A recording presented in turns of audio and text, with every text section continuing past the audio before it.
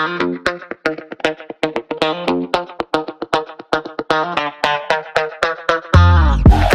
is happening, everybody? I'm Larry Roberts. And I'm Sara, and this is Branded, your comprehensive guide to creative branding. And on this anniversarial episode-ish, kind of, maybe, sort of, not really? Ish. We thought it'd be kind of cool to take a look back at the last year that we've spent creating this podcast. We originally launched last June. I think it was like the 13th. So We're a little bit late. I think this is going to come out on July 2nd. So We're like 2 weeks late, but better late than never. Man, in some instances, 2 weeks late is pretty scary. But in this instance, it's not that big a deal. So everything's fine. Oh, man. But yeah, it's been fun. It's been fun.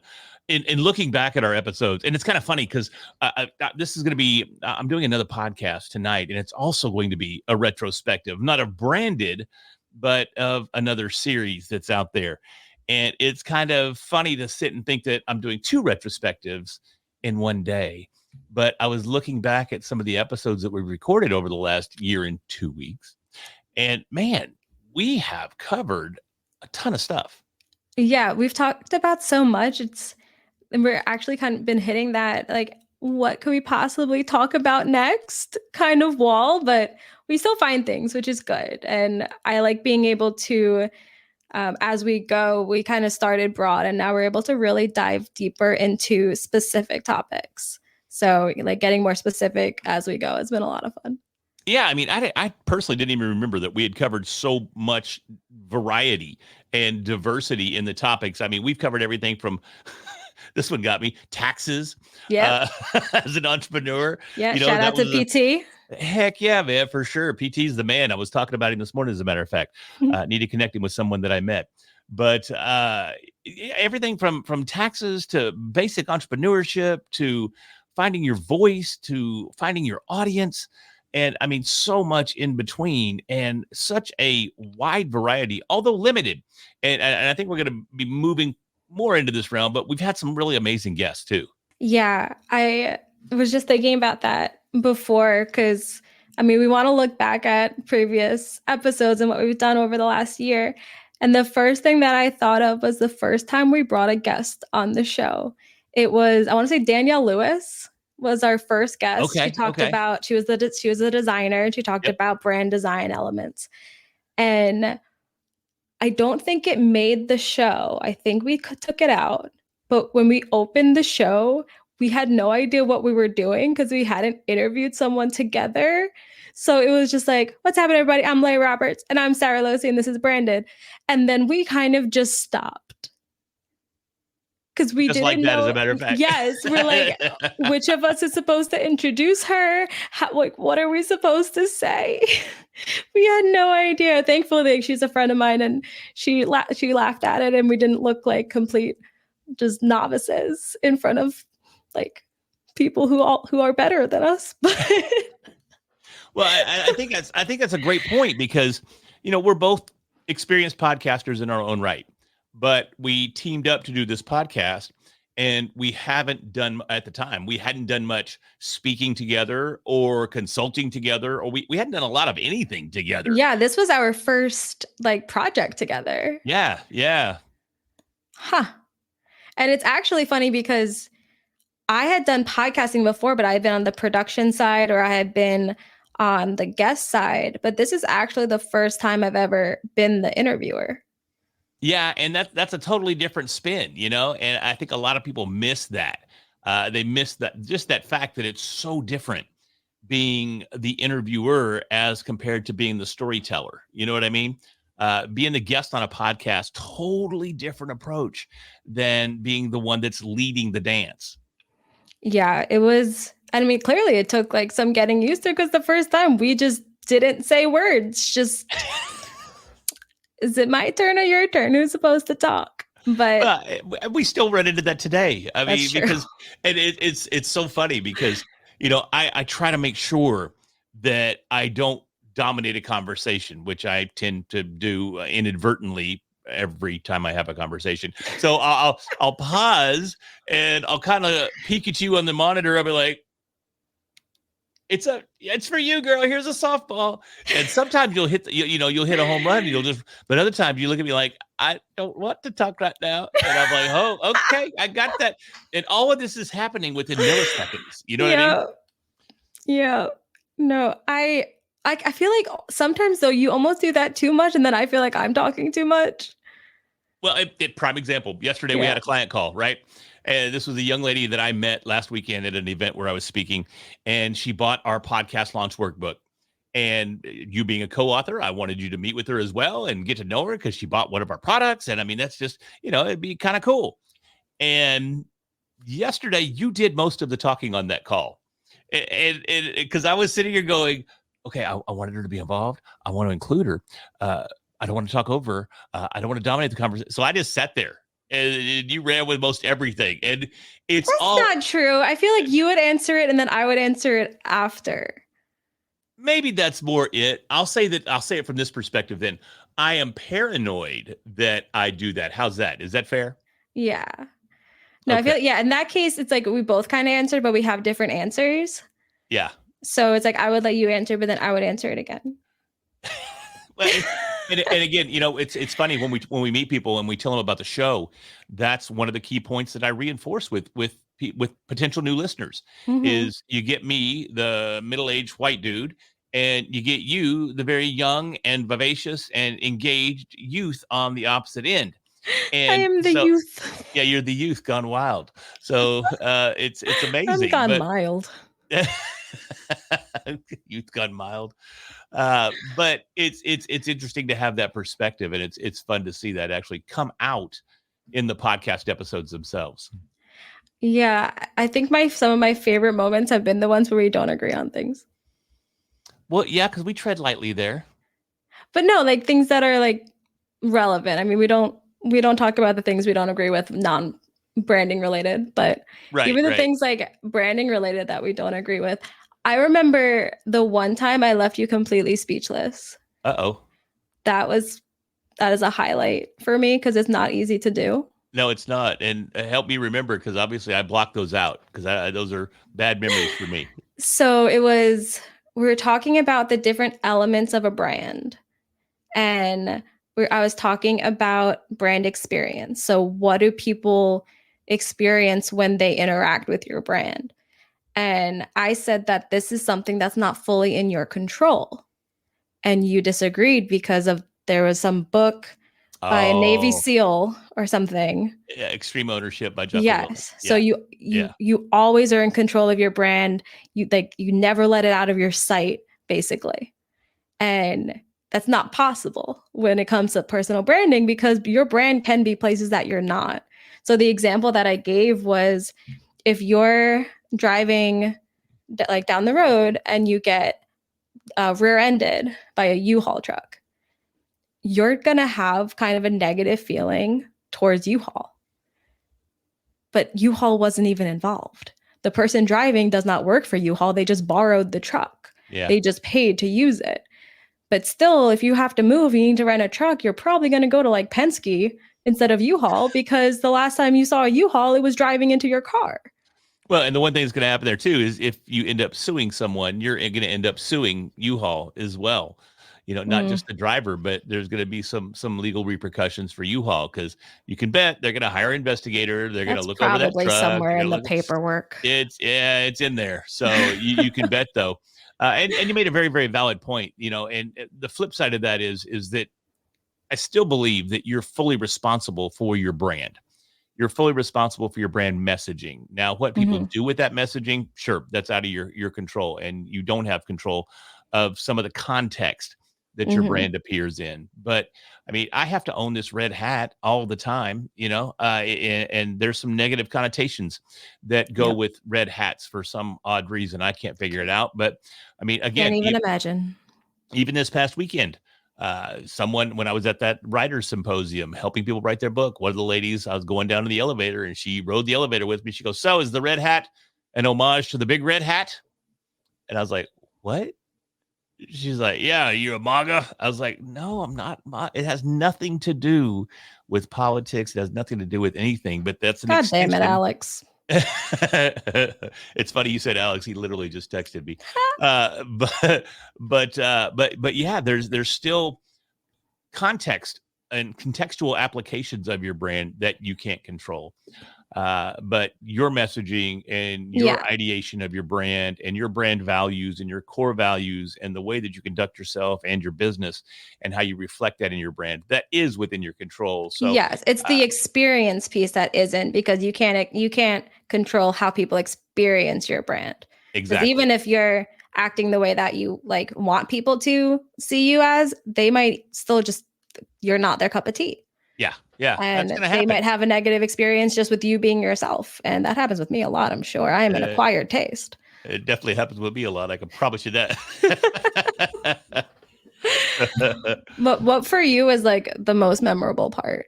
Probably one of my favorite episodes is when we did the what was it? Brands Against Humanity, I think Oh it was the name of yeah. the episode. Yeah. It goes back a ways, but we talked about a couple of our favorite brands. Yours was Cards Against Humanity. Mine is still Lego. You know, Such a dork. I love Legos. Yeah, well, you know, it is what it is. So there's no shame in my Lego game, baby. I'll tell you that right now. So,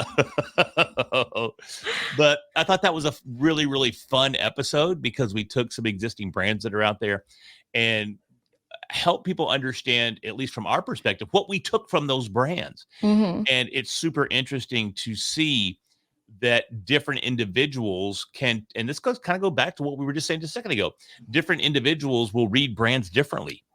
Yeah, that one was interesting because I always talk like with my brand, I want everything to be very positive and kind and good and everything. And then the brand that I chose as one of my favorites is Cards Against Humanity, which seems like it just doesn't fit.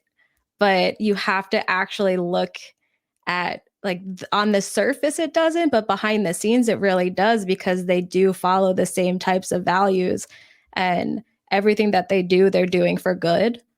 They just do it in a way that like they know their audience, and they give their audience what they want so that they can then take the proceeds and do good with it. Right. So that I love that brand. I stand by it. Well, doggone it. I stand by Legos too. I said Gosh what I darn it. said. The heck.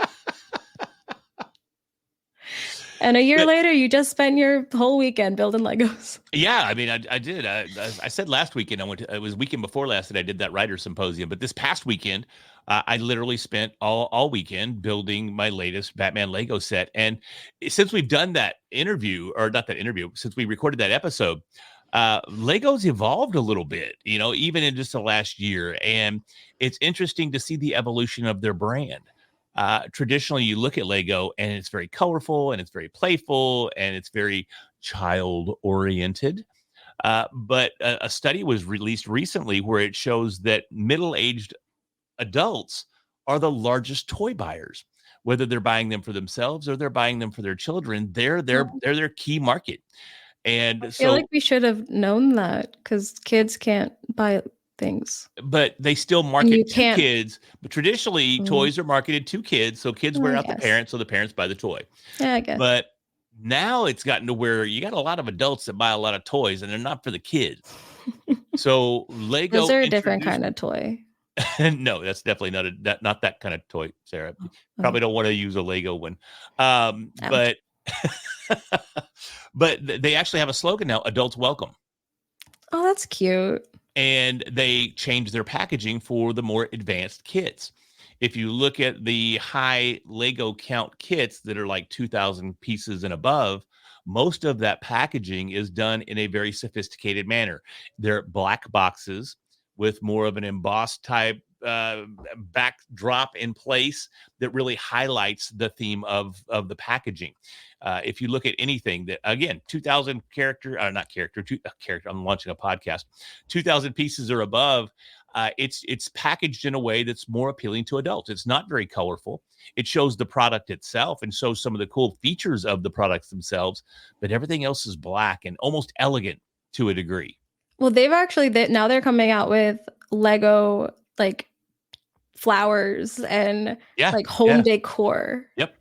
Yep, 100%. I mean, if you look at the Titanic, there is you can actually buy a Lego kit of the Titanic, Uh-huh.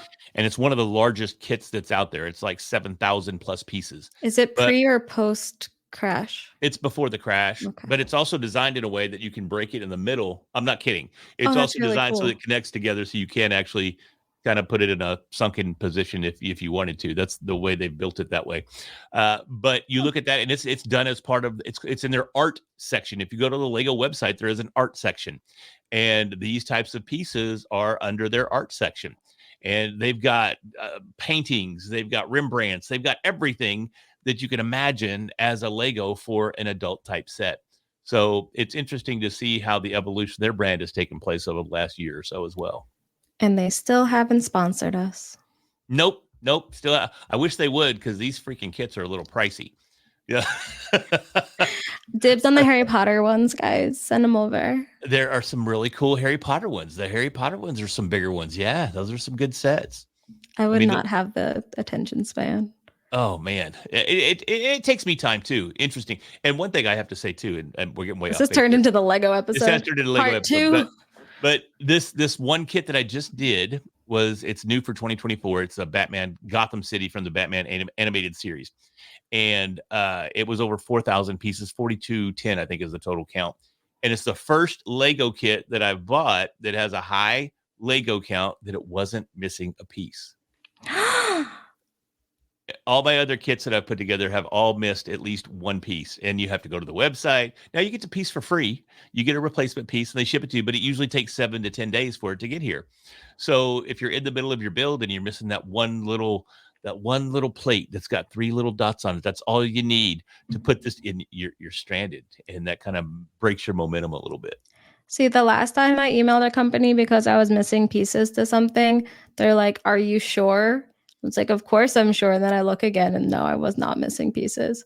Yeah. So now I'll just never ask for pieces of anything. I'm like, I'm just going to assume I lost them. This is my fault. I'm so sorry. I'll duct tape it. It's fine. Well, it's so bad that I assumed, because I was putting it together and I was about halfway through and I was looking for a piece. I couldn't find it. I don't see it anywhere. And I looked and I went piece by piece by piece by piece. Could not find this one little piece. And I went to the website. I ordered the replacement piece because I just figured, oh, well, this is the one piece that's missing. And after I was on with customer service and I got the piece ordered and I went back into my other desk and I looked down and right there it is. Sitting there, right, just talking to me, going, "Hey, look, I'm right here, buddy." Ha ha. So yeah, it was something. But anyways, I love Lego. I love what they do. I love I said something the other day. I said it's mindless fun, and it's really not mindless fun. It's really creative fun because you have to follow instructions. If you're building something, right, you're following an instruction book and looking for specific pieces and putting it together in a specific way. And if you don't follow the instructions, you find out you have to disassemble it, re-put it back together. And I'm going off on a crazy tangent here. This episode is brought to you by LEGO, Lego. We should really reach out to them. Yeah, it would be fun. I mean, I think our branding fits some of their marketing as well. It's colorful. It's not sophisticated, so we'd have to be their children's sets, but it's fine. We can brush it up. And that's interesting that we talk about that because we look at the branding and then we look at my branding. And again, we've talked about this before on some of the other episodes where I tend to kind of want to take my branding to a little more sophisticated level. You know, I want to have that refinement in place, and we've even labeled it as a corporate look. And then we come over here and brand it as very pastel and very bubbly and very pink and very everything that is it's like retro-ish. Kind of retro-ish, yeah. And it's fun. I love it. I love, if you look at the chat bubbles, you can see they're colored in. It looks like they're colored in with markers, and you can see little marker streaks there. And I mean, it's a really, really cool brand, but it's typically the direct opposite of what I do for Red Hat Media branding. So, okay, well, we've been doing this for a year. And you've been dealing with my branding choices for a year. Is there anything that you would change? Well, no, of course not. I wouldn't change a thing. I love everything about I wouldn't. No. Correct answer. Nope. Not change it. I think it's amazing. I think we need more chat bubbles and maybe some different brighter pink. Yeah, some brighter pink, some different shades of pink. Yeah, I think that'd be amazing. And actually, though, No, I honestly I wouldn't, because it is the brand that it is, and it's the brand that works for us. And so no, I wouldn't change anything. I really do love the branding. People that see it love the branding, so it resonates with our particular audience. So it works for what it is. Now, if for some reason we went our separate ways, and would are you I breaking ever? up with me? Not at all. No, Okay. no, not at all. But yeah, there's just no chance that I would use something like this myself, right? I mean, it's just not a Larry vibe. So it's kind of interesting to be a part of something that is so polar opposite of anything that I would do with my own branding. I don't feel that way. This is Oh very no. me. I wonder why. Who designed it? Oh, this is a mystery. But It's strange. it's interesting too, though, like looking back over the past year, I feel like our branding for branded has been pretty steady. But in the meantime, our branding for our personal companies have like things have changed a lot Oh yeah. on our like on the other sides. Like it's hard, you don't really see it here because we have stayed. I think we changed our tagline from building brands through podcasts to building brands that stick. Yeah. But other than that, everything has kind of stayed the same. But my entire company has changed directions. Yours has changed a A lot. lot, Yeah. like leaning more heavily into AI. Mine has leaned more heavily into like stories and thought leadership coaching than like more full service marketing, I Yeah. guess. Yeah. Even though I still have some full service clients, but it's more so on the story part. And but here everything it just stays the same. Yeah, it's and I don't know. I won't say it's by design. I think it just works. I think we If it ain't found broke, don't fix it. yeah, exactly. And it definitely works for us. But it's also interesting because our companies, when we met, there was a lot of overlap there. And a lot of the overlap we absorbed into branded. And we, with podcasts and podcast monetization and podcast audits and everything we offer from a podcast perspective, was absorbed by branded.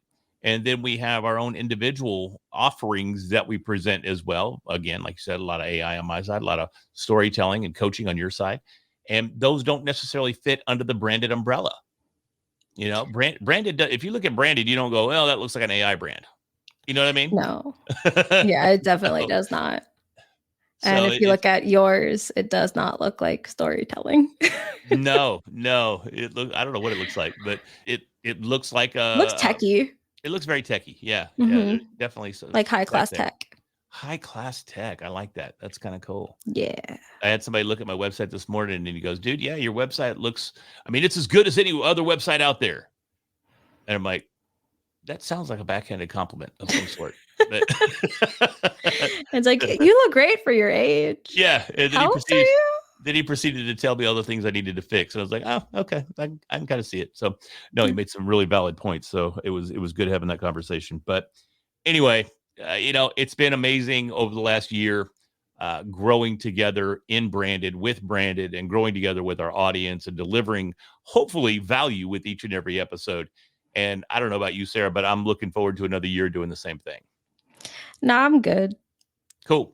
All right. Well, we appreciate you guys listening up to this point. Be sure to check out our back catalog because there is no future catalog. So nothing in the pipeline. Oh, it's been fun, but everything has to, all good things must come to an end. Just kidding. No, I'm stuck. You're stuck with me and you know it. Is okay. Outside of Legos. Yeah. What is something else that you've learned about branding? Because I learned through our conversations and through researching our topics and everything. So what is like the biggest thing that you learned that is not Lego related? Yeah, that's not Lego related. Is the brand values. Having a brand is great. Having services and products are great. But how are you delivering the message of the value that your brand provides and the value of the goods and services that you provide? Too many times we get caught up in the prettiness of the brand and the tagline of the brand and all this stuff, but we don't convey the message of what the value is if a customer engages with us, if a client engages with us. So what is the value proposition there and the value in the brand? That's the biggest lesson that I've learned. That's interesting. And brand in that kind of context, it can almost mean two things too, though, because you're talking about first you said brand values, and like brand values are the values, like the ideals Sure. that your brand upholds and like how you will conduct yourself, how you conduct business. And then there's the value that your brand provides. Yeah. And Yeah, I yes, was going option B there because yeah. I don't get caught up in the values. Just do whatever it takes to make some money. Yeah. Whatever it is, man. All checks cash the same. It's all green, baby. It's all green.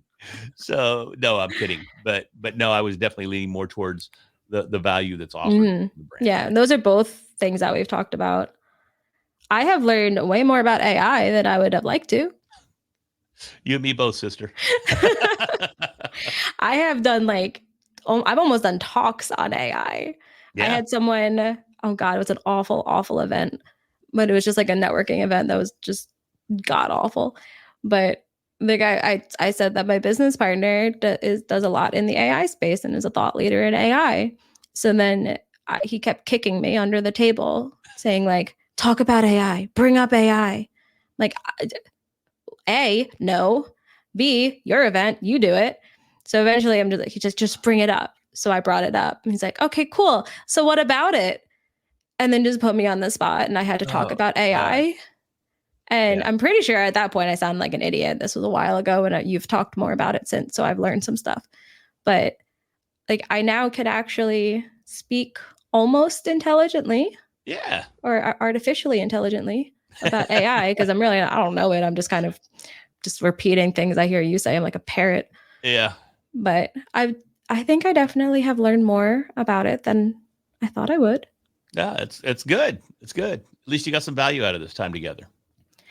I mean, had to get something.